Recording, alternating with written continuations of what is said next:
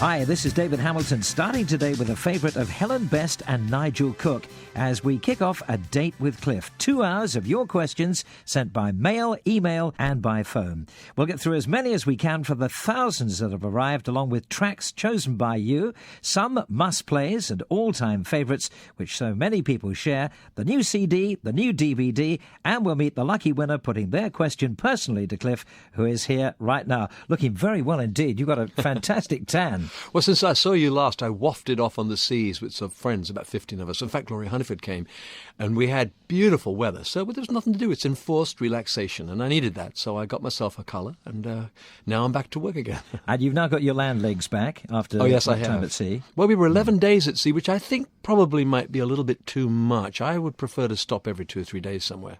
But it's not easy when you're in the middle of the Atlantic. Absolutely. Well, it's great that you've come back to see us, and I'd like to start off with a little surprise for you, actually, because the first time that I met you was in 1959, and you came over to Cologne to meet the DJs on the Forces radio station over there. Yes, I remember making trips there, but I couldn't pick one out in particular. But remind me. It was 1959. When you came over, you signed a photograph to me, which I have to this day, and I'm going to pass it over to show you. There it is. Look. Oh, there it is. This is quite a famous shirt, actually, because they show this clip on the old Oh Boy TV section. You know, whenever they find an old clip of Oh Boy. Yeah. Some of you may have seen it. It kind of looks as though I'm wearing a pajama top. Yes, it does. With a striped coloured shirt. Yeah, I remember that. Good Well, it's heavens, actually David. signed to David, Best wishes, Cliff Richard. It is, and it is my signature. I can see it. It must have been me. I must have been there. How has your signature changed over the years? Because everybody's does a bit, doesn't it? It's not changed that much. No.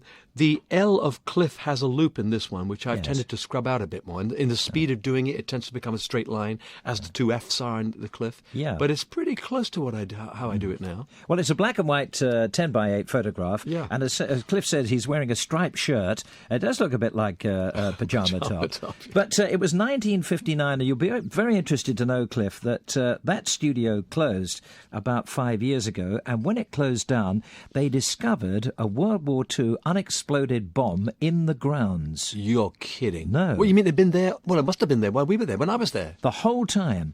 And we were playing all that rock and roll music, which is the most likely thing in the world set it actually, off. to set it off. But amazingly, we all survived. Yeah. That's incredible. But I've had that photograph since you signed it for me in 1959, and the great thing is we're both still going. We are. And we both look good, don't we? Not too bad.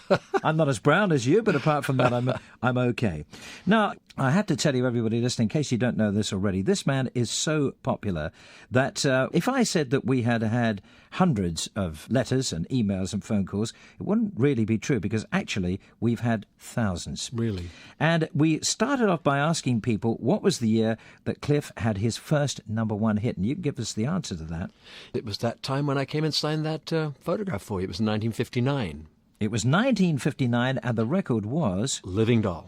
Now, it's a favourite of Anne Brown, who says, "It reminds me of the times when I was young and going out to dances. I would take my sister with me and guard her at the dances as she was still at school." She was a living doll, no doubt. But it's funny how people do have memories. I've often said to my band, I will never stop singing these old songs, because sometimes when I sing Living Doll, I see a guy, if there happens to be one on the front row, nudge the girl on his right. Now, it's obviously his wife or something. Now, they either got engaged and she was his living doll, or they gave birth and that was their living doll. And I realized quite a long time ago that you become part of people's memories, and that's why I think it's important to remain in touch with your past successes, as well as, of course, I like presenting the new stuff. Well, here it is, the answer to your question that so many of you got right. It's Cliff and Living Doll. Got myself a crying, talking, sleeping, walking, living doll. Got to do my best to please her just 'cause she's a living doll. Got a roving eye and that is why she satisfies my soul. Got the one and only walking, talking, living doll. Well, take a look at her hair, it's real, and if you don't believe what I say, just feel. Gonna lock her up in a trunk, so no big hunk can steal her away from me. Got myself a crying, talking, sleeping, walking, living doll. Got to do my best to please her just 'cause she's a living doll. Got a roving eye and that is why she satisfies my soul. Got the one and only walking, talking, living doll.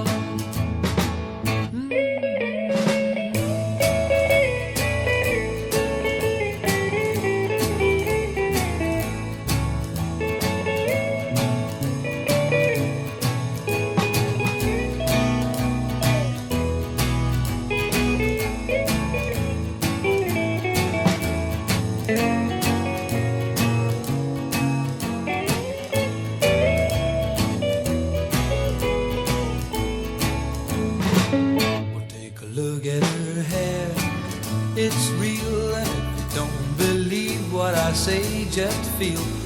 I'll lock her up in a trunk, so no big hunk can steal her away from me.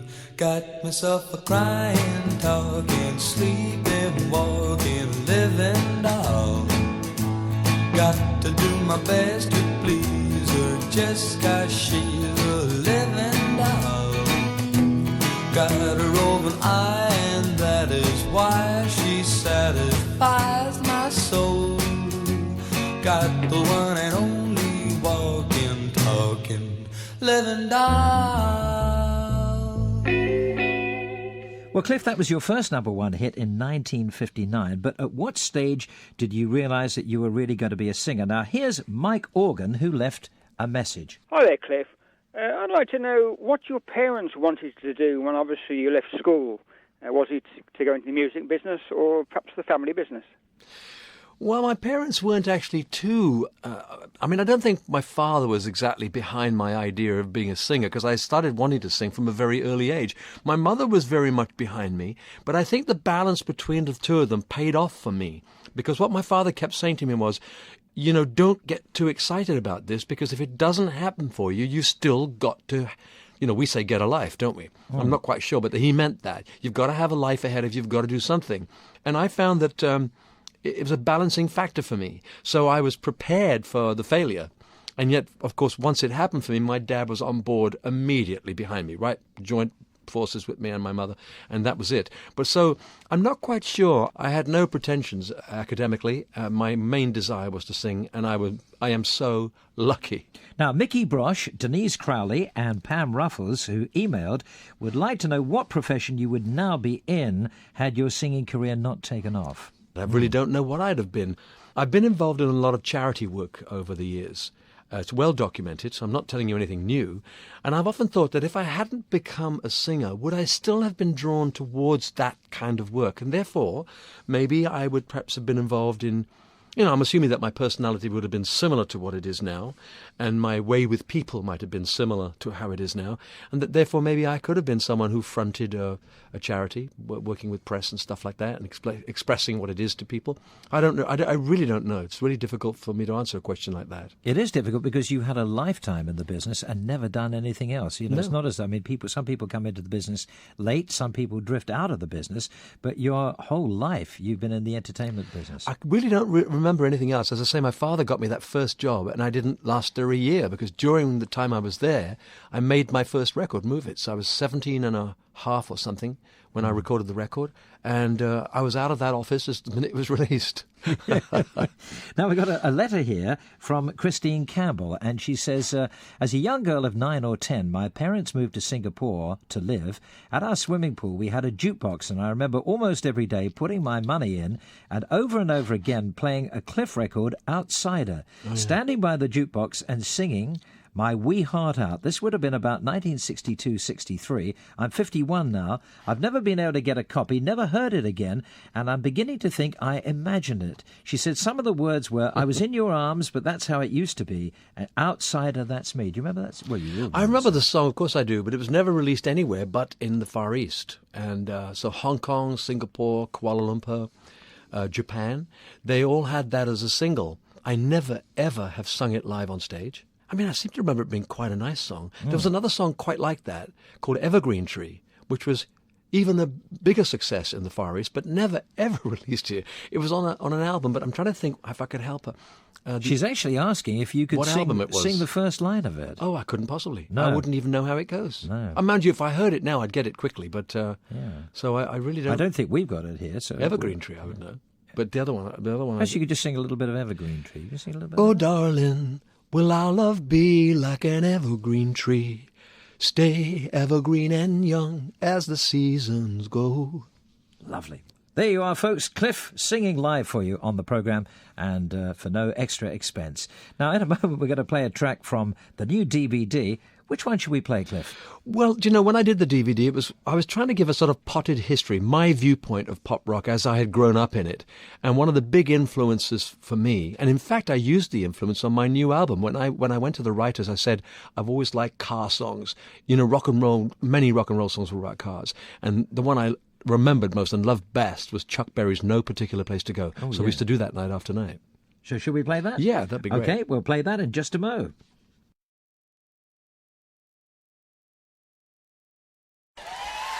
CD filmed at Leeds Castle in the summer.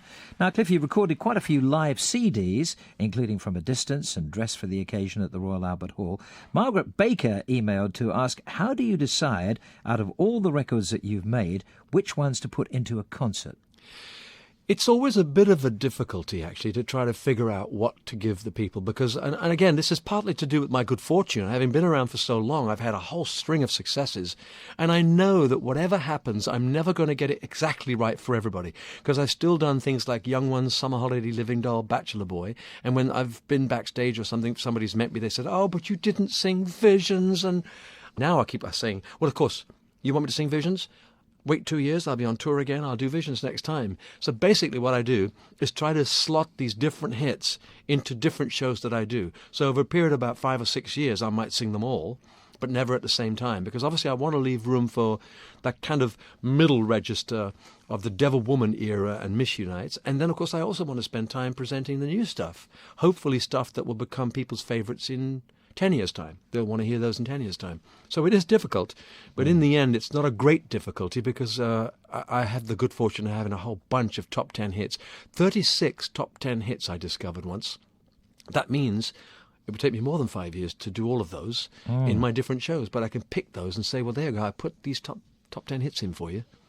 Well, we've heard something from the new DVD, and of course we'll be hearing a couple of tracks from your new CD, Something's Going On, a little bit later on. But first, let's enjoy probably the second most requested song today.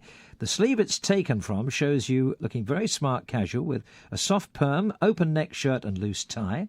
Another album, Green Light, saw you in a leather jacket and check shirt. We've got all the albums here in the studio. Now, that poses a question from Linda Hill, who says, do you deliberately choose your style changes, or does someone advise you? I always choose what I'm going to wear, but very often they'll get a stylist in. You know, if you're going to do a video or a photo shoot, they'll have a stylist who'll do hair and makeup and stuff, and they'll bring in somebody else that does the clothing. What do they call that? A groomer. I think that's the current term. Anyway, they go out and they do what you can't find time to do. Bring a whole batch of clothes in. And they've seen what you look like. They've seen what I've worn before, so they know what'll fit.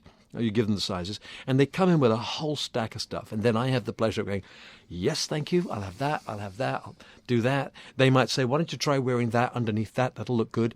And so it's always helpful to do that. But in the end, I can claim credit for what I wear because I don't wear what I don't want to. Now, on your new CD, you're wearing black and white. Yes. What's my new CD look like? I've forgotten already. I'm wearing a black sweater with black trousers, and I'm leaning against a kind of very, very pale turquoise old flock wallpaper. Yeah. This was in an old stately home near Brighton, and they found this wall that still looked pretty good. The paper had really faded, but they like things like that, and so I just stood and pulled a pose beside it. I tell you what, we've had some excellent questions today, and they've been coming in over the last 2 or 3 weeks. Eileen Voss and Ellen Verharen would like to know if the two designers, Trini and Susanna, from What Not to Wear, surprised you, would you cooperate? I would never agree with people unless I did. You know what I mean? Fashion is such a subjective thing. And it's fun. They're fun, aren't they? So they come around and say, "Oh, what a load of crap that is! Get that off! You look like a whatever," and they have fun doing it. And I think if you accept it for what it is, it's fine. I wouldn't mind them telling me, but I would certainly say, "Oh, please, come on! Look at the way you dress." Yes. Because sometimes when I see current fashion, the main thing for me is current fashion seems to make people look the same. And I've tried always to look different. It's like whenever I've had a photo session, I tend to go and have a haircut. Because I think, okay, they've all got my long hair on. Now I'm going to have it shaved off. And I've always tried to duck it a little bit and move it around. And when I look back at the time when I first started, I was the first I think I was the first bad taste dresser in rock and roll. I went there and got a pink jacket. I thought, I want a pink jacket, pink tie, black, everything else is black. And everyone thought, oh dear, how can you wear a pink jacket? But it's what you want to do, and I like to stand out a little bit. And it's getting more difficult now because everyone tends to wear the same things. And I tend to say if I can afford to buy a Terry Mugler suit, I'd rather look like that than wear baggy jeans that looks as though they've been passed down by my grandfather. Absolutely. So, I can be as blunt as anybody, but I must say it would be very interesting to stand in front of them in what I think looks really good and have them tell me if I've got it wrong. I wouldn't mind. That'll probably, I may not listen to them, though. That'll probably happen now. Now, back to the music, and one that means a lot to so many, including Debbie Tomlinson, who says, the lyrics are so beautiful. I think they portray the feelings we've all been through at some time in our life. And Carol Arnold says, it makes you realise how important it is to share your feelings. What song could they be talking about? What do you think? I'll tell you what it is. Ocean Deep? Yep. Oh, yeah, okay. I would have... Yes, Ocean Deep is one of the fans' favourite, along with Miss Unites, which was also not a big hit.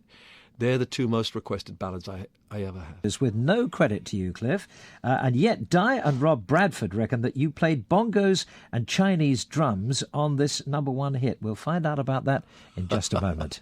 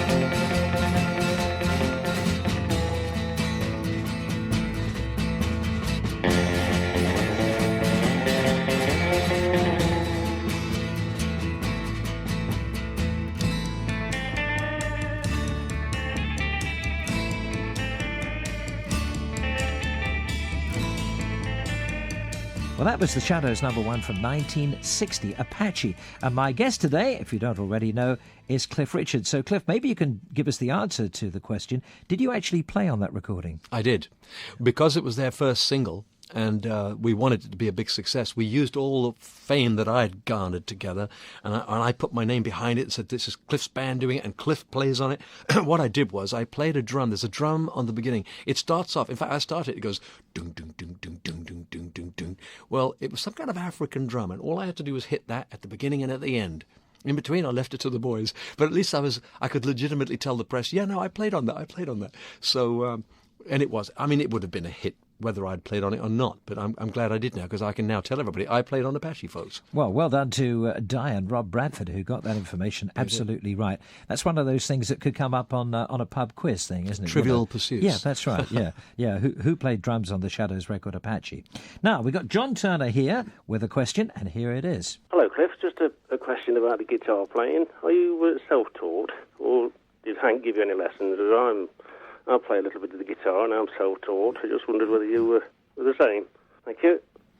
Well, my father introduced me to the guitar. I mean, I was obviously, looking in mirrors and trying to be like Elvis, and he decided to buy me a guitar, and he taught me my first 3 chords. I've got 4 chords now, but I suppose I am kind of self-taught. And no, I didn't get any lessons from Hank, but every now and then you'd say, how did you play that? How'd you play that? And he would have taught me how to play Move It, the intro to Move It, which is really quite a difficult thing, but not for a non-musical person. If you're a non-musician, Move It intro is just simply da-down, down, da-down, da-down, down, down, ga-da-da-down, da-da. You ask a genuine musician, they want to be counted in, and then they can't figure out why it doesn't work. And it's because in the middle of that riff, there is what they call a 2/4 bar. Most bars have 1, 2, 3, 4. This has got 1, 2, 3, 4, 1, 2, 1, 2, 3, 4 in the middle. Now, I didn't know that. I just went da-down, down, da-down, da-down, da. So, but I learned it from Hank. I watched him do it, and I said, what do you do? Do. And I. So you can pick up things from other people without actually having a lesson. The main thing about guitaring is just to just keep playing it. And if you're actually playing guitar, I don't know whether you've ever tried tuning your guitar differently. You can tune, for instance, so that when you strum it openly without your fingers on it, it can play a chord. It means you have to learn a different way of putting fingers. You have to find different places to put your fingers to change the chord, but it changes the sound. And I must admit, I wrote a couple of songs on a guitar that was tuned like that, only because it sounded so different. You're inspired in a different way. So stick with it. Now, not to be outdone, John's wife Christine called in as well and was drawn out. And here's her question. Hello, Cliff. I'd like to ask you, was it a hard decision to make when you decided to go solo after working with the Shadows for so long? It wasn't a decision to go solo, really, because the Shadows, it was an internal thing that happened. It was a kind of something caught fire in the middle of them all, and they didn't want to work together. You have to remember when you've got 4 talented people, they usually end up wanting to do different things, and they want an emphasis in a different way. And they're all very strong people. Bruce Welch, Hank Marvin, Jet Harris, Tony Meehan, then Brian Bennett. These were people who knew musically what they wanted to do. And, of course, I guess if one of them was in control all the time, they'd still be together. But they were all adding their own thoughts to the music they were making, and sometimes they argued. And I guess it was a natural progression that they would separate and do their own thing. So I found myself without a band. It wasn't a decision of mine saying, hey, I want to go solo. I was left to go solo. I either went solo or I stopped. But again, fortunately, I met wonderful people in show business. Norrie Paramore was the A&R man for EMI at the time, and he's the one that, even while I was still recording with the Shadows, as early as 1961, 2, that period of time, I made albums with the Norrie Paramore Orchestra.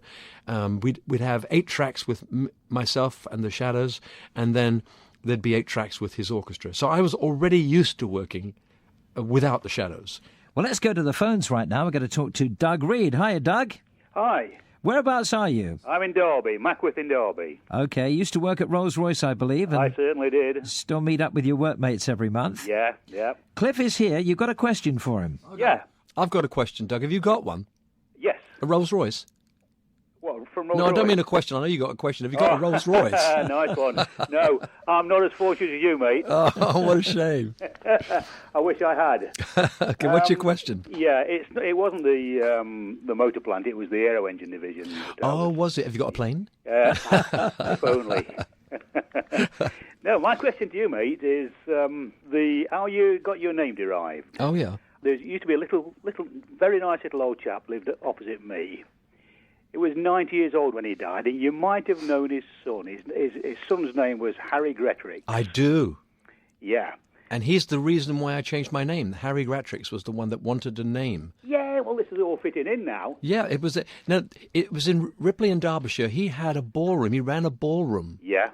And when he came to see me singing at the Two Eyes Coffee Bar in London, Yeah. and invited up, he said, "I'll give you 15 quid to play." And I thought, crumbs, we've never earned more than about £5, so we thought this was big time. Marvellous, yeah. And then he went and ruined it all by saying, "Okay, we want to put Harry Webb and the Drifters up." And I said, no, Harry Webb and the Drifters, just the Drifters. He said, "No, I need a name."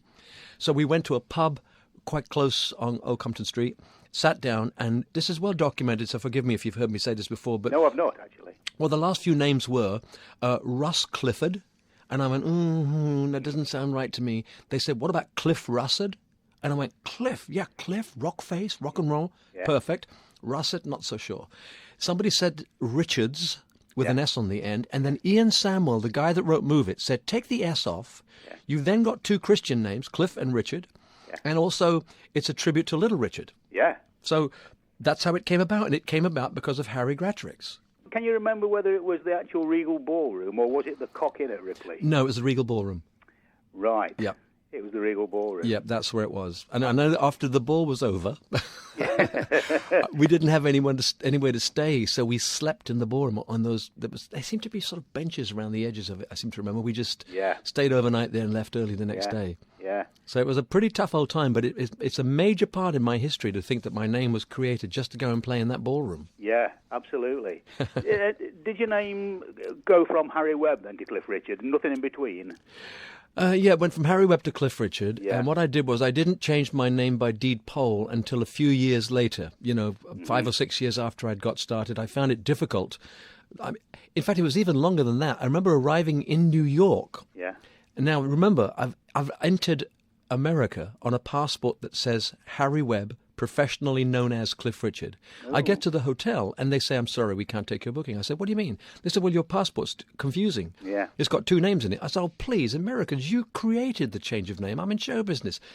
And so I thought, this is too much problem. So I then, in fact, came back home and changed my name by deed poll. So I am no longer Harry Webb.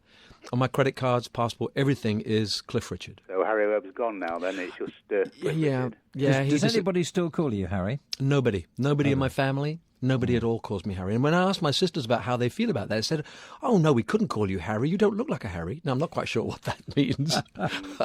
Doug, thank you very much indeed for a great bit of pop memorabilia. And before you go, have you got a favourite Cliff track you'd like to hear? Yes, I have. As a matter of fact, it's very hard to choose between Move It. I absolutely adored Move It. Yes. But my favourite, Cliff, She Means Nothing to Me, you and Phil Everly. Oh, yes. I mean, I like working with Phil. I mean, for me, being able to record with one of the Everly brothers was such a privilege because, again, Phil didn't quite understand it because he came over here. He only knew of me as a singer who'd already established himself. Yeah. And I was saying to him, you don't know what it's like for me because I was still at school when All I Have to Do Is Dream was there. Yeah. I learned how to do my harmonies by listening to the Everly brothers. Yeah, fabulous, weren't they? It was fantastic for me. You absolutely wanted, and that was a humdinger of a track. That track actually made it into the top 10, and neither of us were able to support it at all. There was no video. We didn't do any interviews. There was no television. Nothing at all for it. It's just good stuff, that is. Absolutely. Well, we're going to hear it now. Doug, thank you very much indeed for your brilliant question. And here are Cliff and Okay, Phil. Dave. And She Means Nothing to Me. Thanks, Cliff. Bye, Doug. Bye. It's Nothing to Me, chosen by Doug Reed. Right, let's go to the telephone now, and we're going to talk to Denise Marsden. Hi, Denise. Hi there, David. Now, you're a mature student studying singing. As part of your BTEC singing course, you're going to be singing All I Ask of You in concert in Retford. That's right, isn't it? It is, yes, that's right. Well, I've got to tell you, the man is here, and I'm going to hand you over now. Here's Cliff. Hi, Denise. How are you doing? Fine, thanks. Hi, Cliff. Have you been practicing that song? Yes, I have, yeah. How do you find it to sing? Because, I mean, my part was nowhere near as difficult as Sarah Brightman's part. I always think if you're going to be singing soprano, it's probably tougher work. Yes. Is it okay for you to sing that? It's hard to hit the high notes, but I'm getting there. Are you good? Do you change the key to the one we did, or is it in the same key? It's being transposed by somebody else. Oh, okay. for us. Because that's the wonderful thing I think about pop music. I always think it's such a free art form. So in other words, in opera, I know, because I know Dame Kiri Te Kanawa, and she used to say, I have such admiration for you folks because you use your throats in a different way. And she said, we have to sing songs and melodies that were written 400 years ago. We have to sing them in the same key they were written and do them in the same way. So, pop's really free. So you can take this song and just do what you want with it, really. Yeah. There's no rules as long as you hit the notes right. Yeah. We'll have a great time with it. Yeah, I just wondered if you'd got any advice on how to prepare my voice to warm up. Well, I'm not quite sure how opera singers warm up. Well, I do know in a way because I've heard them when they've been in the next room. They do scales. When I had a singing teacher once, because I had some problems with my throat, and I thought maybe I'm not warming up correctly, they made me do humming, the Yeah. But they said don't try to present it loudly. It's just a warm-up process. And then they got me to sing the D's, but never loud. So even for an opera singer, maybe they said if it's a warm-up, only warm up the throat. You don't fully flatten it out until your throat is actually warmed up. Yeah. And if you can spend 20 minutes doing that, if you've got time to do that, the humming on those things and the D's are, I think, really good for you. But who am I to tell an operatic person? I'm sure I'm sure you know how to do it. Well, Denise, we're going to play it for you now. Do you want to say goodbye to Cliff and maybe blow him a kiss? Oh, yes. Denise, I'll blow you one first. Oh, thank you. I can't believe that I've done this. This is just something I've wanted to do all my life. Well, good luck with your concert in Retford. Thank you. Pucker up then. Go on. Blow him one. Thank you very much. Bye. Brightman duetting with my guest today, Cliff Richard. Now, you didn't appear in that production, but your movie and theatrical appearances go back to the start, and we have a call for you. Hi, Cliff. It's Jim Borland here. I just want to ask you a question. Of all the films and stage shows that you've appeared in, what have been the most memorable for you and why? And what have been the least memorable and why? The least memorable, I can't even think of one that was least memorable because, every time you do a concert, it's special. You never know what's going to happen. One of the highlights concert-wise was a thing I did at the Wembley Stadium. Now, I remember I played at big concerts before. You tend to play to 10, 12,000 people at a time, sometimes for 2 weeks. And so you play to a lot of people, but to play to 72,000 people each day for 2 days was really fantastic. It was a huge 5.5, 6 hour show, and I sang with the Shadows, I sang with Aswad, I sang with anybody that would sing with me, and then did my set at the end. And it was all very emotional. I just loved it. That was one of the highlights in terms of live concerts. Now, one of Jill Hannah's favourites is The Young Ones, but she would really like to know if you would ever consider a project like Heathcliff again, and if so, what would it be? Oh, it's so difficult. Heathcliff was something that I had a feeling for way, way back when I first started singing. Someone sent me a cutting, and I was 18 at the time, so it was very early in my career. And I couldn't even remember I don't remember saying this, but it said, if I was to be offered the straight acting role, I would like to play Heathcliff. I've always admired Heathcliff.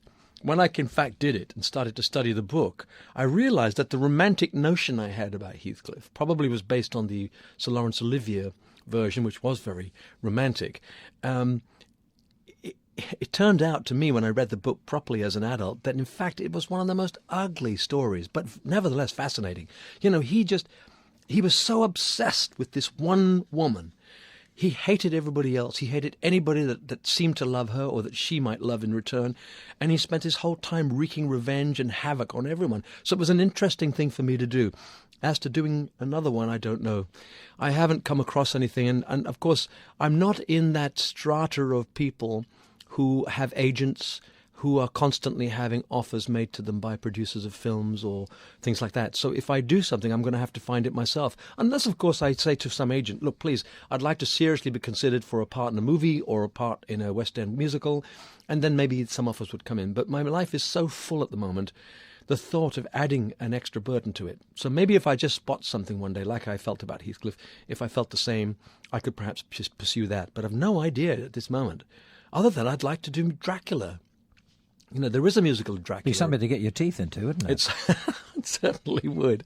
But I've always thought, when I saw the film Bram Stoker's Dracula, with Gary Oldman in it, playing Dracula. It's the first time I saw it as a love story. You don't realize that what happened to this guy was that he cursed religion because the Catholic Church would not forgive his wife who had committed suicide because she thought that he had been killed in battle.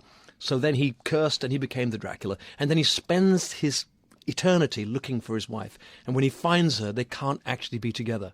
He says, I can't do this to you because it's hell to be this, and you're going to have to release me from it by killing me. So it was love, a love story. So I kept thinking if someone would come up with a really fantastic love story that could show Dracula in a more human light, that would interest me. OK, more from Cliff, more of your questions coming up after the news.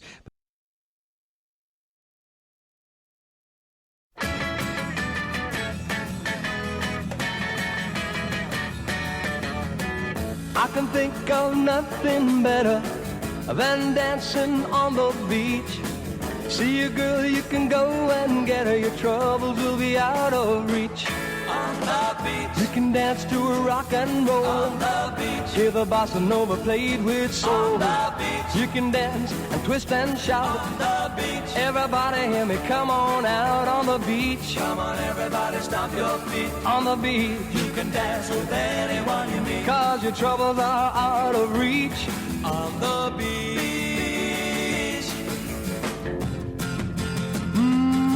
This is fun.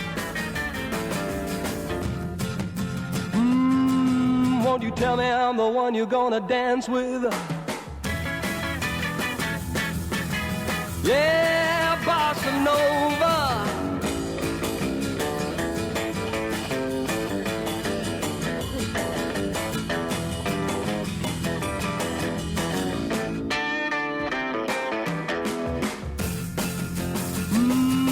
This is fun.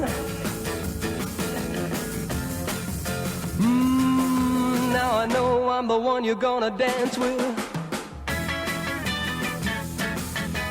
Yeah, twist and shout now.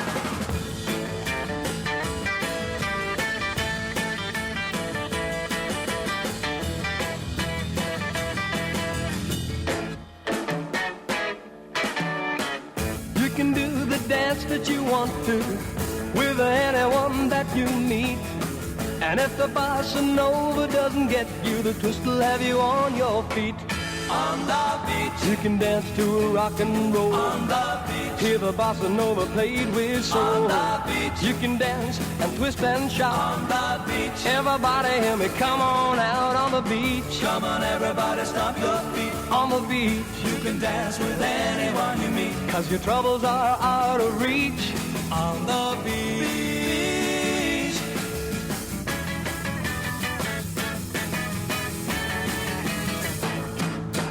Cliff Richard and On the Beach. This is your date with Cliff and me, David Hamilton. Now, we have so many emails and calls, Cliff, asking when you're going to do more gospel tours. People like Enid Knott and Maureen Kirk. Now, do you have anything planned? No, I don't really. Funnily enough, I don't know why I haven't done them for a while. I got very busy with it was because of Heathcliff that I pulled out of everything. I pulled out of everything and said, I've really got to concentrate. It took us nearly 3 years to prepare that, and I didn't want anything else to come in the way. My problem with gospel tours is that I would go on tour now singing the same stuff that I did 15 years ago, because as a non-writer, I rely on collecting material that's written for me, and there's not a great deal of great gospel music available to me, certainly not in Britain. Maybe if I went across to the States and spent months there and dug around, they have a big gospel market in the States, and I might be able to find something there. But it's not as easy to put together a show like that, because I don't have the material. I mean, I've got one beautiful gospel song on my album, but I've got one song on the album, Faithful One it's called. But if I was to do a gospel concert, that would definitely be featured in it. But so forgive me, be patient. I'm sure it'll happen. Okay, now Andrew Robinson is no exception in the many questions that we have about faith. Hello, Cliff. Hi. You started your career as something of a bad boy, with an image, obviously. And in the 60s converted to Christianity. I was just wondering how that affected your outlook on life and how you see things in relation to music and your conduct in life. Well, yes. I mean, I was never really a bad boy. It was the media are guilty of creating things around our images. I was never a rebel. I had nothing to rebel against. My mother and father loved each other. They loved us. They gave us a great life. My reason for singing was not rebellion. My reason for singing pop rock music was because I just loved it. Every time I heard Little Richard and Jerry Lee Lewis and Buddy Holly and the Everly Brothers and Elvis, I mean, I just was elated by the feel of this music. So I feel that I came in with a kind of purity. I came in because I wanted to sing that kind of music. I wasn't trying to get out of anything. Yes, of course, when you finally start making some cash, you can change your lifestyle, you can help your friends and family, and your life in financial terms becomes better. But I still feel that I was a bit of a purist in that I just wanted to sing. So when I became a Christian, what happened was that, first of all, I began to feel a little bit guilty, because I thought, well, how can I be a Christian? Most of my then Christian friends were either teaching in schools and emphasizing faith in their teaching, or working for charities, or actually out on the front as missionaries. And I thought, here I am, a pop singer. Talk about, being privileged. Oh, it was a little, I felt very guilty. And so I decided to change. I was going to actually move out of show business, and I even went to a teacher's training college and said, would you accept me as a student? And I said, I have no qualifications. And the principal said to me, you have more qualifications than most people in this college. He said, because the first one is that you actually seem to want to teach. And so that's a qualification in itself. So I got a kind of okay. And then slowly I found my then recording manager, Norrie Paramore, said, look, you say you believe in these things. Why don't we do a gospel album? Someone then said to me, look, we're making a movie for Billy Graham. He would like to have a Christian performer, and they'd like you to do it. And I thought, oh, okay. Suddenly I found myself a role within show business so that I could be a Christian and maintain my faith and spend time using that career to propagate what I believed in without shoving it down people's throats. I'd like to think that I've never been guilty of that. I've always, if I've done a gospel concert, for instance, we've well and truly posted the place saying Cliff sings about his faith, and so no one is under a misconception as to what they're going to hear. But it changed me entirely, because even though I wasn't a bad boy of pop, nobody is perfect. So therefore I fall into that imperfected category. And I just know that perfection is always just out of reach, but I feel I'm aiming in the right direction all the time. And I feel that the Jesus factor has given me something that takes me out of this life sometimes and says, look, there is a future for this planet, even though sometimes when you look sideways and around you, it looks as though we're heading for hell in the way that we behave with each other and the wars and things that are happening, terrorism, etc., etc. So I've found it a great benefit for me in my life and even in my career, of course. Well, Andrew, thank you very much for your question. Now, let's move on, Cliff, to your new CD, which has been lauded in so much of the correspondence that we've received, everyone with different favourite tracks, but united in praise. And I thought we would play the track that you were talking about earlier on, so let's play Faithful One. Okay.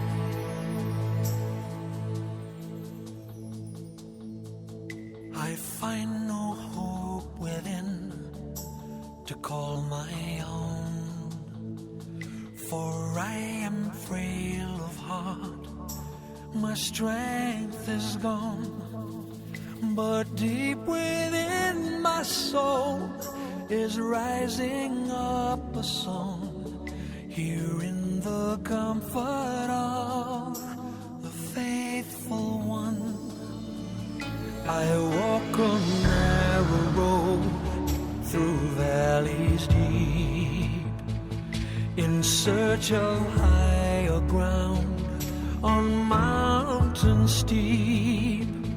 And though with feet unsure, I still keep pressing on, for I am guided by the faithful one.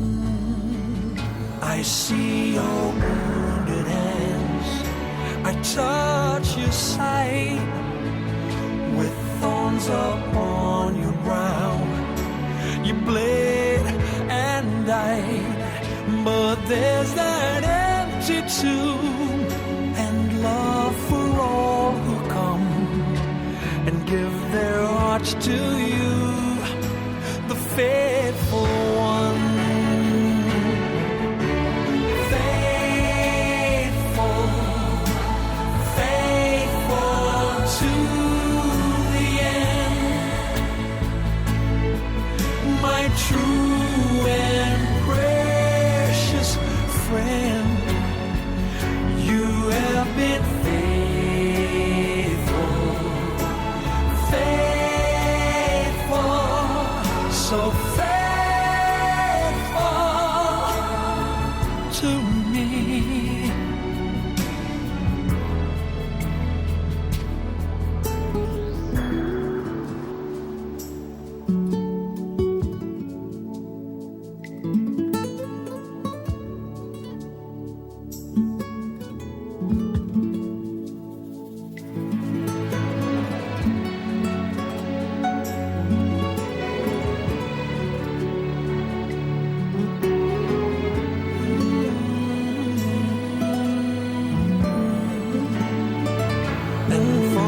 Starry sky, there shines on me an everlasting hope of liberty. And when the day is done, and when the race is run, I will bow down before God's only Son.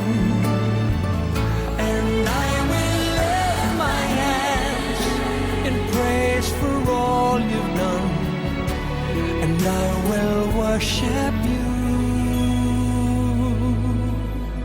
the faithful one.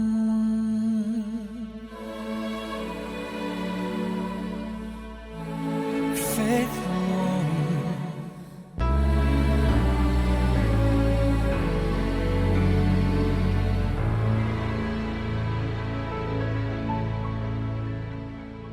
Well, that was Cliff and the Faithful One, which is a track from his new album, Something's Going On. Now, I've got a question here for you I really like from Avril. And she says, if a film were to be made about your life, who would you have playing you? And would they sing or would they mime? Now, thinking particularly, I don't know whether you've seen it, about the new film about Bobby Darin. Spacey. Kevin Spacey. Have you seen the film? I haven't seen it yet, no. But he sings in it. Yeah, he sings it apparently very well. And very well. I've heard a bit of it. At some point or other, somebody is going to do this and make a film about Cliff Richard. You may still be here, you may not, but somebody's going to make the film. Who would you have playing you? Well, I mean, that's an interesting question because I don't know whether my life is dramatic enough for people to make a movie of or whatever. But if they were to do it, I think whoever they got to do it should sing the part themselves.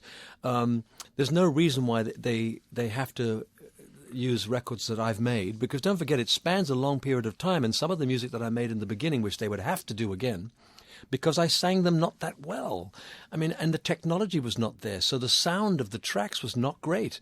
Everything's changed. I would prefer that someone, whatever actor they got, some hunky, fantastic, good-looking actor, they'd have to get someone like that, of course, and they'd have to be able to sing a little bit, and if they gave their own interpretation of it, using maybe the same arrangements. Because that's the interesting thing. All these records that I've had success with, I think, are really good pop rock songs, which means they can be sung by anybody at any time. And if you can just follow the arrangement the way it was, even playing, say, the introduction to the young ones, down. Someone playing it now would play it differently, but it would be totally recognizable. And so I would prefer that the actor, whoever he was, would actually do his own version, I think. And then, of course, I could always play myself as a young man. Indeed. Well, I think one thing you'll be very happy about is that your life was not as complicated as Bobby Darin's. But somebody that you work with is coming up next.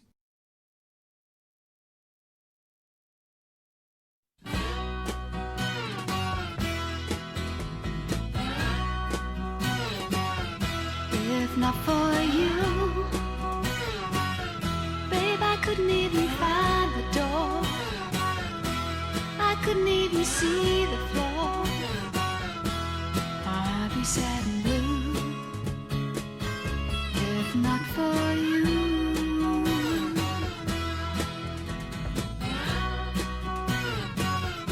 If not for you, babe, the night would see me wide awake. The day would surely have to break. It would not be new if not for you.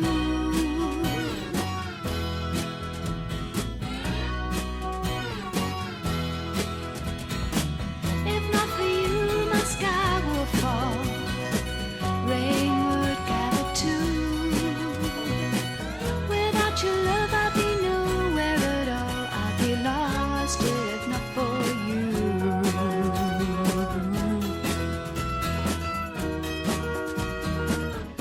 If not for you, the winter would hold no spring. Couldn't hear a robin sing. I just wouldn't have a clue. If not for you.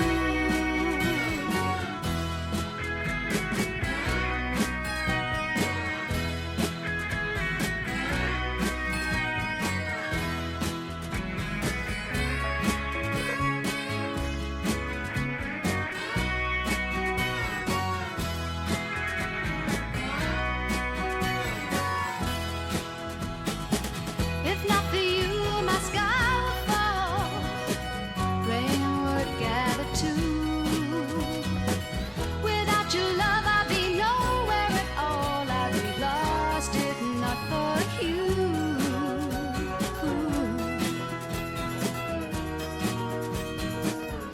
If not for you,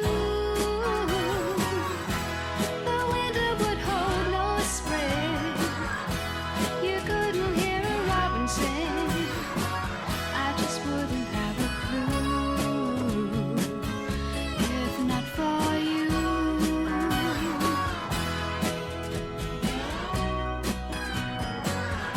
If not for you. If Not For You by Olivia Newton-John, who became a regular on your TV series, Cliff, and who at the time was rumoured to be romantically attached to you. Then, of course, it was Bruce Welch that she eventually fell for. As you mentioned earlier, he is a very good producer. Now, I've got a pile of letters and emails here for you, which I'm not going to read out. Proposals from ladies who would like to watch Coronation Street with you, that lovely. sort of thing, yeah. And a number of others who would like to know you better, so I'm passing them all over to you. Here you are, look, here they are. Okay, Carl. great. So okay. I'll let you take the Terrific. phone numbers. I'll take and those the home and study addresses, those, indeed. see what the form is. And got a couple of good questions here, and this one is from Marie Griffiths. Do you ever regret not having children? Because I've watched you over the years and I think you'd make a brilliant dad. Well, I've always thought that I would have been a brilliant dad, actually, because I wouldn't ever beat children, but I would be a disciplinarian. I feel that if there's one thing that seems to be missing is that people don't grow up with any discipline. One of the things about life is that you can't do everything that you want to do. And if children are allowed to do everything that they want to do, they go into life as adults thinking, well, I did it as a kid, I can do it now. So I would definitely be a disciplinarian. But, I don't actually have any regrets. If you'd asked me this question 25, 30 years ago, the answer would have been probably different. I get on well with my sister's kids, and now my nieces and nephews have children, and I love having them around, but I love it when they all go home as well, so I can get on with my life. So I'm a bit selfish on that score, but no, I don't really miss it, to be honest with you. The great thing is a bit like being a grandparent, really. You can always give them back. You know. Don't have to have them full time. You know about this sort of thing, do you? I do. I do indeed. We're going to hear another of your records right now, and this is Cliff and Visions. Visions of you in shades of blue, smoking, shifting, lazily drifting, my darling, I miss you so. Time goes by, no wonder my senses go reeling, your eyes so appealing, I see the whole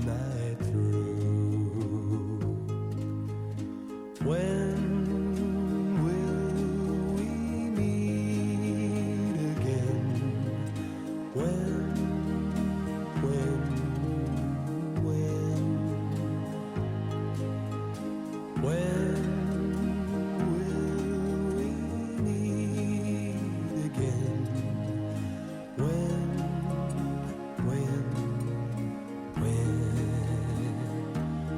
I remember the days, beautiful days, tenderly gleaming, my whole life seeming to start and end with you.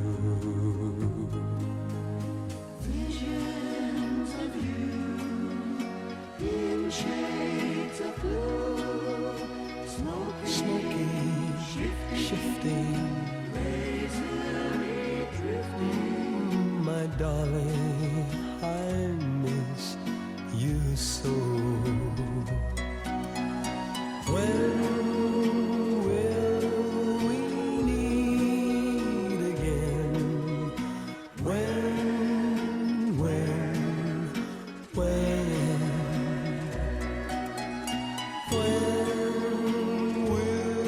we meet again? When?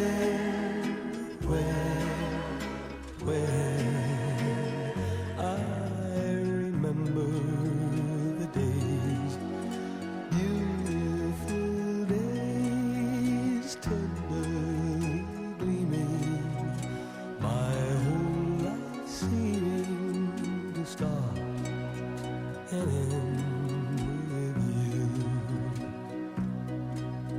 To start and end with you.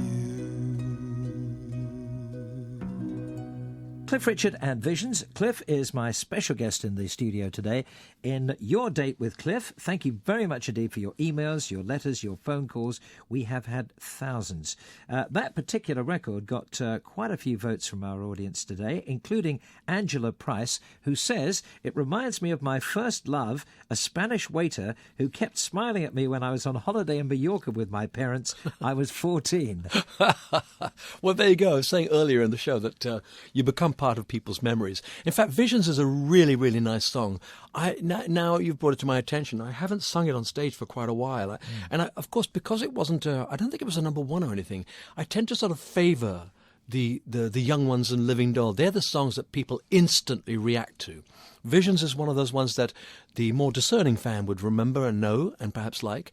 But that reminds me that maybe when I'm putting together the next concert, that one should definitely be in the list. Now, we're going back to another caller, and this time it is Heather Armstrong. Hi, Cliff. This is Heather Armstrong from Worcester. And my question to you would be, if you were on I'm a Celebrity, Get Me Out of Here, would you be able to eat the creepy crawlies and bugs? And which would be a task that you think you would shine at? Well, do you know, I'm not quite sure I'd ever do that show. I couldn't, I just couldn't do it. I wouldn't put myself through any of that sort of indignity. It all seems so, funny enough, it seems very, maybe I'm being critical here, but it seems kind of childish, doesn't it? It's the kind of thing that kids say to them, "Go on, I bet you can't eat that bug." And I'm thinking, I'm not quite sure that we as adults should be asking each other to do crazy things like that. I think daring do, yeah. I mean, I wouldn't mind if it was all to do with, can you hang from 200 feet on a rope and swing across a river? And I mean, that kind of thing perhaps would appeal. But eating bugs and things I find a bit disgusting to look at. I couldn't do it. I don't think I'd want to put myself through that. Well, on that particular topic, Wendy Harrison asks, what would be your one luxury that you would find hard to do without, if you ever found it yourself in a situation in like that sort of situation? I suppose, let me see now, I guess it would be, I suppose it would be television, really, wouldn't it? They don't watch television, do they? They can't. No, they don't even know the news that's going on in the world. They just, well, I mean, those are the kind of things that we tend to take for granted, that you can switch on the hour, get the pips and get the news. I think I'd probably miss that a great deal. Anything to do with TV, because TV's become one of those things where, certainly it's for everybody, but certainly in show business, when we lead these wild, ferocious lives where you're running from one station to another and doing things, when you get home and you get that bowl of cereal and you put on 24 or whatever it is. I still love watching 24. I could never miss 24. Just to put on your favorite show and just sit back and relax. It's a wonderful way of relaxing. So I guess I would miss television. Now, while we're talking about the other side of the world, which we were with I'm a Celebrity, let's talk real estate. Meg Ward says you have 3 beautiful homes in 3 very different parts of the world. Which is your favourite and why? Well, I don't think I got a favourite, really. I mean, I like being in England, always have done. But I love being in the sun, and I can understand now. I never thought about it. Why was it that sort of the older generation would gravitate to Spain and Portugal and places? It's because eventually you get fed up after years and years of dealing with the kind of weather we have to deal with in Britain, and you just want to have some sun soak into your bones. So I find that Barbados and Portugal give me that feeling of warmth, physical warmth, that you don't get here very often. But nevertheless, I'd still always like to have a base here, whatever happens, because I still like being here. It's a nice place to live. Well, Angelica Bars says, do they all feel like home? They do feel like home now. There was a time when Portugal felt more as though I'd created a hotel that my friends and family stayed at more than I did, because during the year it would be used by my friends, and I was quite happy with that. I was quite happy that they enjoyed being there. But I found that as I wanted to spend more time away in the sun, I needed to be able to go myself. And on a couple of occasions when I was going to go, my office said to me, "Oh no, you can't go because your nieces are there, or your friends from so-and-so are there." And so I thought, so I now have them as my home. So in actual fact, if any of my family or friends visit, it's because I've asked them to join me. And it's kind of a nice way of doing it. So that means I enjoy my home and having friends and family with me when I'm there. So they are now all definitely homes. OK, now let's talk about Portugal, your Portuguese vineyard. Betty Carroll, who is a fan of your red and rosé Vida Nova wine, would like to know when there might be a white. Well, there'll be a white probably in about 3 or 4 years' time, because the son of my partner, the winery is owned by two of us. And so it's the son of my partner who's got a 6-acre plot. He's going to plant white grapes. And so it'll be a little while, as I say, minimum of 3 years, I guess. I think he's planting this year. So what is it now, 2004, 5, 6, maybe 2007. There might well be a tester. But the rosé this year is absolutely stunning. They had a blind tasting. You know, when I say blind tasting, they don't put labels on the bottle. Right. They don't tell anybody what they're drinking, and then the people that drink it have to vote for the one they like best. Apparently my rosé in the Algarve was streets ahead of all the others. So it looks as though this year will be a good year to drink Vida Nova Rosé. Of course, rosé is a lovely drink in the sun, and when it's warm on a hot day, you can't beat actually a glass of rosé. It's wonderful. And also, if you wanted to have a lunchtime drink, it's slightly less alcoholic. Although my rosé last year was as strong as a red, and I've asked them to tone it down. So this year, instead of being 13.5% volume, it's 12.5%, and it's a beautiful colour. And it's one of those drinks where you drink at lunchtime and you don't have to go to bed afterwards. Yes, exactly. You don't need a siesta. Now, you also have your perfume out, along with other items in the Miss Unites range. In fact, all this week we've been giving away some rather nice-smelling Miss Unites soaps, along with your DVDs and CDs. Now, I expect there'll be a lot of Miss Unites presents around this Christmas. And talking of Christmas, today's probably one of the busiest Christmas shopping days.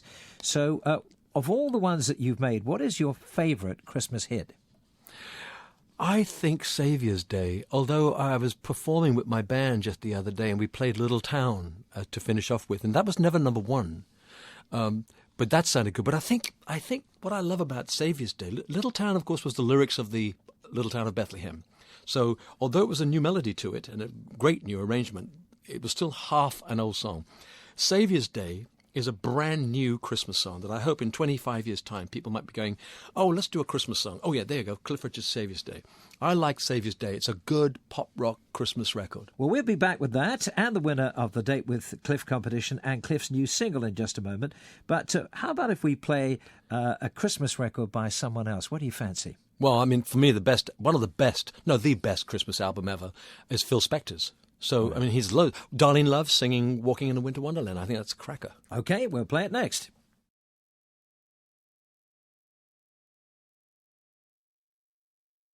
Where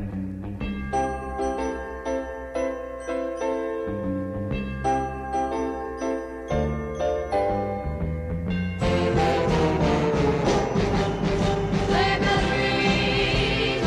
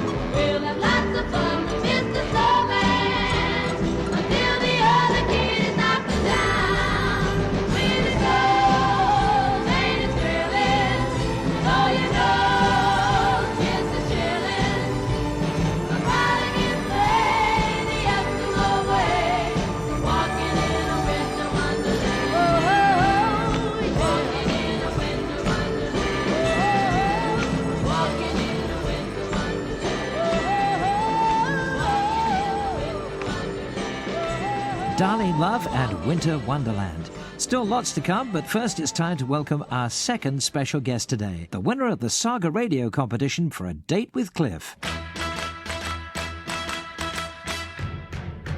Congratulations and celebrations. So congratulations, and congratulations are in order to Janet Singleton from Greenwich. Hi, Janet. Hi, David. Nice to meet you. Hi, and here's Hi, Cliff. Cliff. Nice to Hi, meet how are you you? too. Nice Good to see you. Oh dear.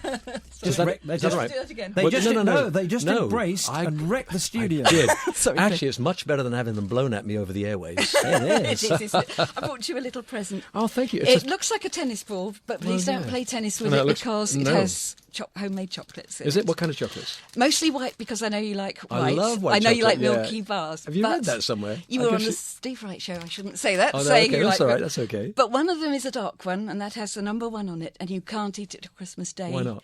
Because this way, if you eat it on Christmas Day, you'll have a number 1 at Christmas. I'd like another number Well, we one. I'd hope- like a number 1 in the noughties. Everyone says I've had all these different Yes, I decades, but it would be know. nice to have one now, Oh, I wouldn't it? hope so. Do you think I've got any chance? I do, especially this. You see, both Janets agree here. I know. She's With got a the- friend here who's also called That's Janet. right. It's very confusing. It's very confusing. Hello, Janet. And apparently Hello, Janet. They both have grandchildren or Both children. have grandchildren called Amber. You don't. These are the glamorous grandmothers, of course. I'm 61. I mean, you've only got a few years on me. I know, and what's more, you're never going to catch up, are you? I That's the know, trouble with we it all. keep trying. My granddaughter gave you a little Star Trek manual once at the Oh, did Albert she? Hall. I still think of Star Trek as being the original one, although I love Patrick Stewart. Yes, in the he is role. good, but there's He's something fantastic. about the wobbly sets on. Yeah, fantastic. Yeah. So Amber is how old? My Amber is 8, and Janet's Amber is 24.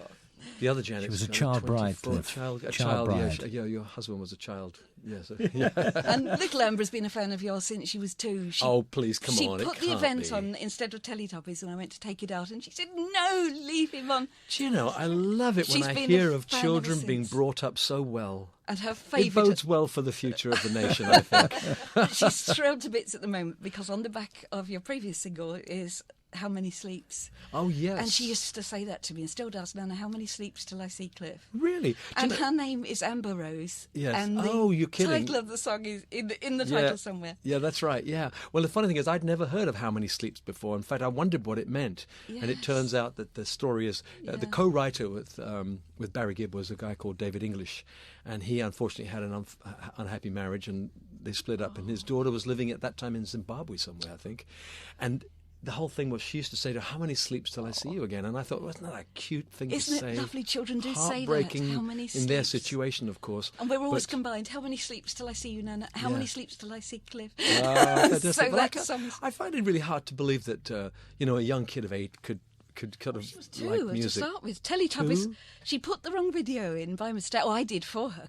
And I said, "Oh, sorry, that's the event. You don't want to see that." "Who's that?" I said, "It's Really? Cliff. We'll put the Teletubbies in." Leave him. The Teletubbies were She saw you fantastic. when she was 2.5 at the Millennium Dome, Oh, well, giving it's- that cheque from It's Millennium Prayer. confirmed my feelings that all these radio stations that are aiming at young kids are playing the wrong music. Blue Rings matrons, they call her. She's only 8 now. She's a veteran. Fantastic. Janet, isn't he easy to talk to? He's amazing, isn't yeah. he? Yes. And honestly, I think that album, my favourite was always Guaranteed until this one. It is a knockout. Always Guaranteed had some people on it, and that was a good it was album. a knockout. I didn't think you'd ever better that. But Oh, well, this thank you. one is fantastic. Well, it's a great joint effort. David and I have been talking today about the fact I was saying that you're often considered a one-man show. Yeah. And on this album, I've tried to emphasise that it's definitely not. There are 17 writers, 19 if you include Barry and his son Ashley, who wrote for me, 7 or 8 producers, unbelievable number of engineers. It's a work of a lot of people It who is. love pop rock music. Must be, And that's why I think it sounds the way it does. Listen, I know you two could talk Oh, to David, each you're other. still here? I'm still Sorry.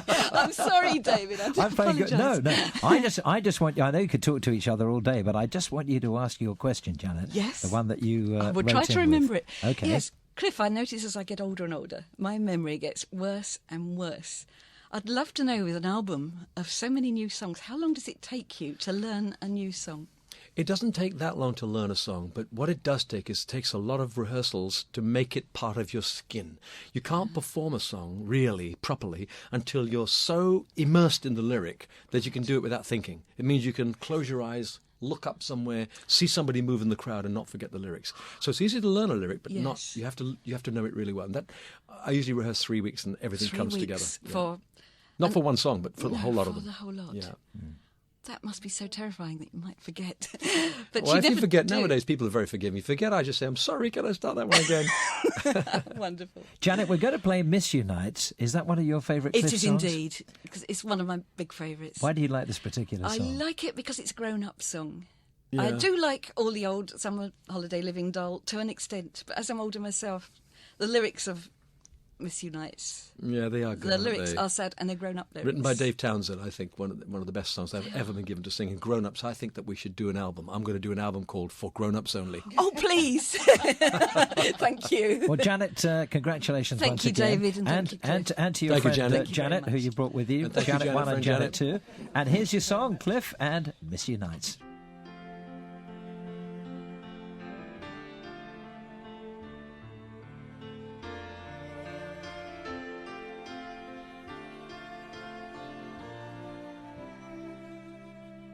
I've had many times, I can tell you,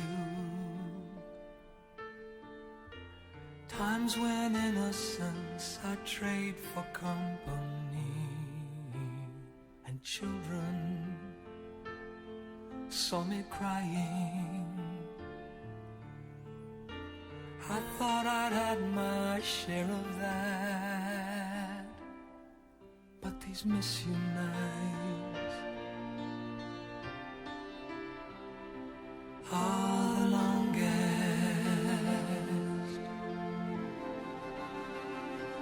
Midnight diamonds stud my heaven, southward burning lie the jewels that I owe place, and the warm winds that embrace me just as surely kissed your face. Yeah, these miss you nights, they're the longest. How I missed you, how I missed you, I'm not likely to tell. I'm a man and cold daylight buys the pride I'd rather sell. All my secrets are a wasted affair. You know them well.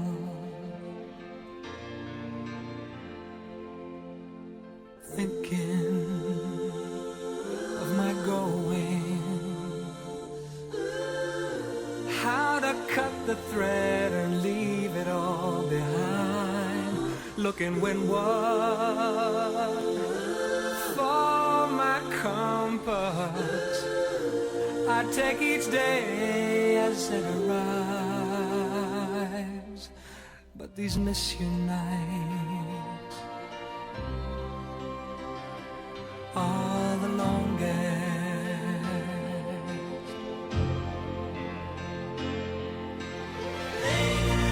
Lay down all thoughts of your surrender. It's only me who's killing time. Lay down all dreams and things once remembered. It's just the same, this miss you game.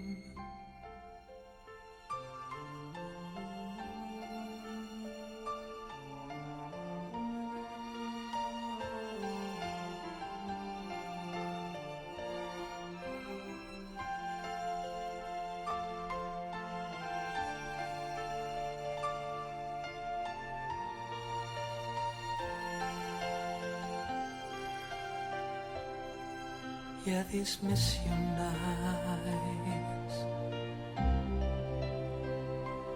are the longest.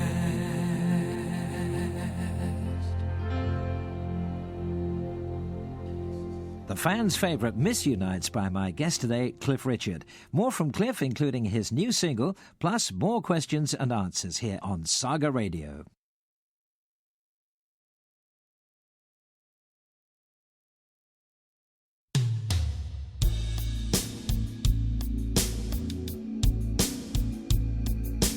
Now I never seem to get the message that is something I could never do. I could never be the one to hurt you. I'm just trying to make my whole life through. You live inside me, you cause me sorrow, and I should forgive you everything. I cannot give you my love, no matter how much you cry. Everything you say and do feel like a lie. Always be in your world, no matter how far you fly. To the moon and back and back and back and back. I cannot give you my love, but I try.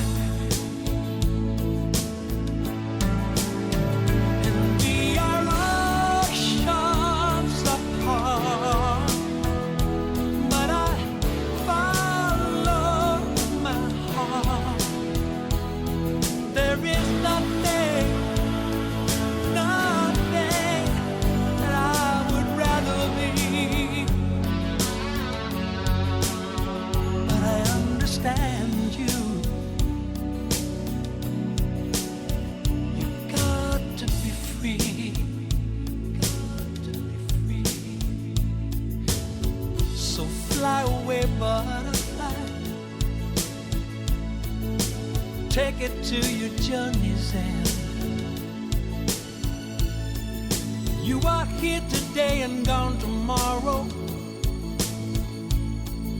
but I will always be your friend.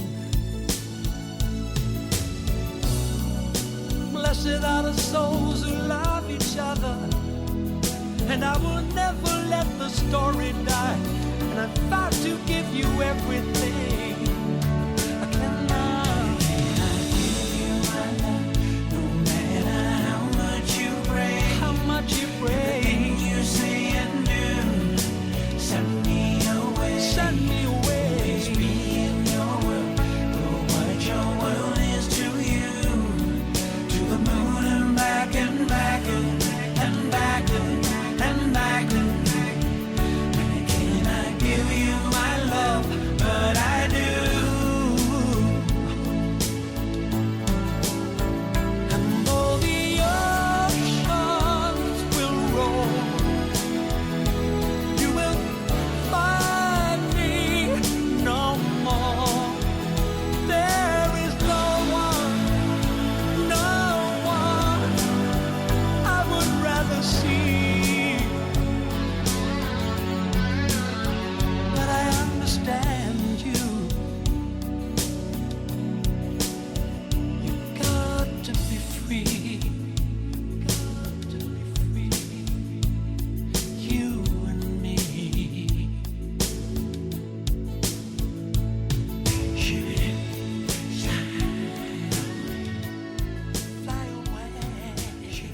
Well, it's your date with Cliff, and there he was with I Cannot Give You My Love, written by Barry Gibb and Barry Gibb Jr. Ashley. Ashley Gibb, yeah. Yep, who actually came into the studio and watched. I guess he was just very curious because obviously he's of a generation that perhaps wouldn't have had a taste for my kind of music. But as I said earlier, when I saw Barry sitting there, it was funny when the lights went down and I could see the shape. The Barry Gibb shape is very particular. The hair, long hair, still the same kind of hair. Yeah. I was so intimidated. I felt I've got to show this guy what to do. And when Ashley walked in, I thought, right, I'm going to really show them I can sing. So I worked really hard to get it right for him. Well, it's a track on the new CD. We've been listening to it in the office, and I think everybody agrees that it's a very strong album. Now, I know that your singles have been counted, but have you actually stopped to count how many albums you've released? I haven't, but I've heard I've heard statistics mentioned on the radio, something like 56th or 57th album or something like that, but I'm never quite sure whether they count the compilations that come out or whether they mean they are 57. There can't be 57 studio albums, I guess, but anyway, something like 57, I believe. Quite a few of the album sleeves are in the studio with us here strewn today. around, yes. And there was one that quite surprised you, which we put behind you there. Cliff Richard, the EP collection. I know, I've never seen this before. You see, no one ever asks me. They don't have to ask me, of course. I mean, EMI own everything I've ever recorded, really, up until very recently, and they have every right to release whenever they want. But sometimes I'm never quite sure how these actually escape. Well, let's go back to the phones and Brenda Kirby. The question is, the TV talent shows have created a conveyor belt of here today, gone tomorrow stars.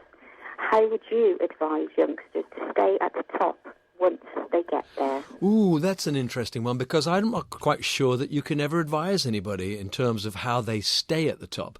All I know is that if someone stays at the top, you have to have got some kind of instinct that lets you know what songs to sing, and you should be able to get used to your audience and know that they like this kind of pop rock music or that kind of stuff. You also need a record company and management that will nurture your career. Remember when I first started, my first record was number 2 in the charts, but the next 3 was slowly downhill. 9, 17, and then finally, of course, Living Doll came in like 4th or 5th record and it went to number 1. But in the meantime, the record company said, don't worry about it. It's not number 1, but we'll try next time. And they were behind us and nurtured our careers. Whereas nowadays, it seems to me that artists, no matter how good they are, how well they sing, are likely to get dumped if they have a flop or two. Cliff, we've got an email here from Jennifer Annable, who says, out of the 6 decades that you've recorded in, which one would you most like to do again?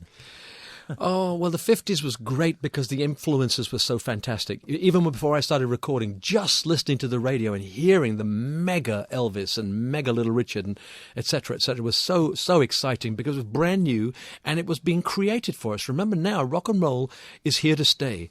At that time, we weren't even sure that it was, but we were listening to the grassroots beginnings of pop rock music. So that, to me, is definitely the best decade of all time. But for me personally, the 70s will always be special because I kind of lost interest at the beginning of the 70s and I was beginning to be a little bit jaded. And then suddenly Bruce Welch and I got together and we did I'm Nearly Famous, and it created Miss Unites, Devil Woman, and a whole new interest in my music. And fortunately for me, it's kind of kept on since that time. So 50s and 70s, I would say, were my favourite times. Cliff, we're out of time. Are we? Thank you very much indeed for coming along today. Before we go, can I say thanks to everybody who emailed, everybody who wrote, everybody who phoned, and I'm sorry that we didn't have time to answer all your questions, but hopefully some of them have been covered by the ones that we heard on the programme today. It's been very interesting, David. Thank you. Let me ask you finally, Christmas, what are you doing this year? Pretty well the same as last year. I've got my sister who now lives with her husband in Portugal. She's going to come over. The family's coming over. I have a couple of friends who I call waifs and strays because they might be on their own this year. I hate the thought of people being on their own at Christmas, but no, they're good friends of mine. And we'll just be at home. And for me, the centre of Christmas is always that Christmas Eve. I love the Christmas Eve service in a local church, candlelight, singing carols together, having communion. And when I've done that, I feel that I've been filled with the spirit of Christmas, which we tend to lose a little bit because of the commerciality of it. But if you can get the spirit of Christmas, then the commerciality is no problem whatsoever. Well, Cliff, have a great one. Thank you once again. Thanks to all our listeners. And let's finish with that Christmas record, Saviour's Day. Thank you.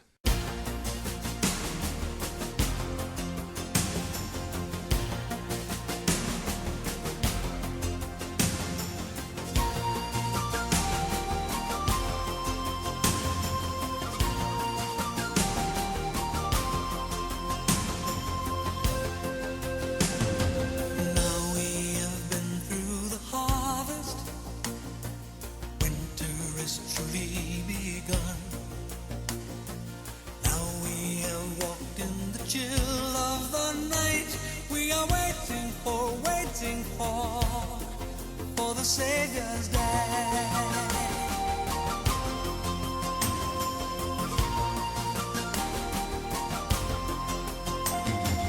Many have come from the valleys, many have come from the hills, and many have started their journey home to be with someone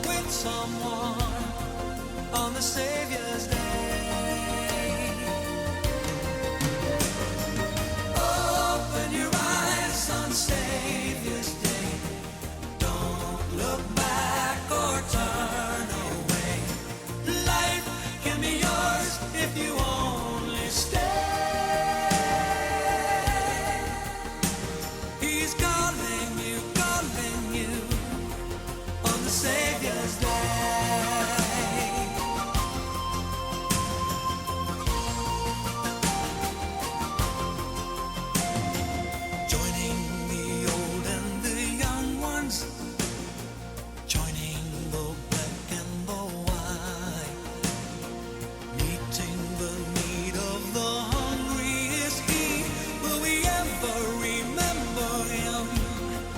on the Savior's Day.